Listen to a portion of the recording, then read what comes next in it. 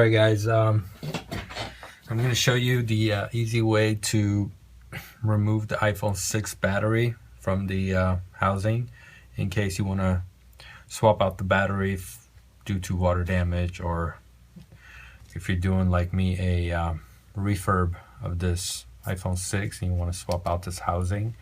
Obviously you have to remove all the internal components to transfer them onto the new back plate that's not banged up like this one.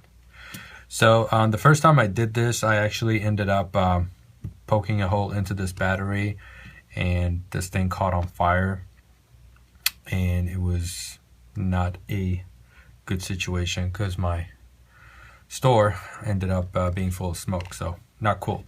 So I figured there's got to be an easier way to get this battery out, and I kind of started digging into it. Start wondering what these two tabs were right here, and come to find out, if you lift these up and then start pulling this tab outwards, this tape that's underneath here will kind of come undue.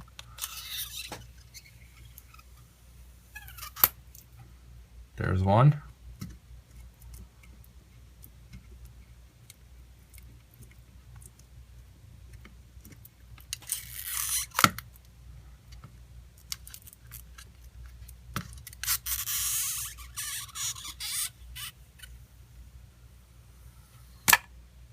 There's two, and boom, battery is out.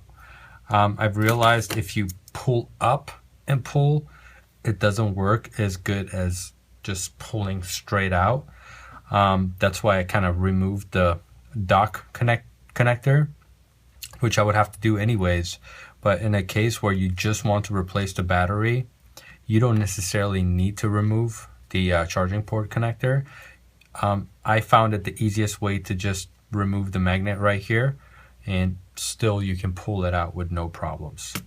So there it is, battery replacement done in less than 2 minutes.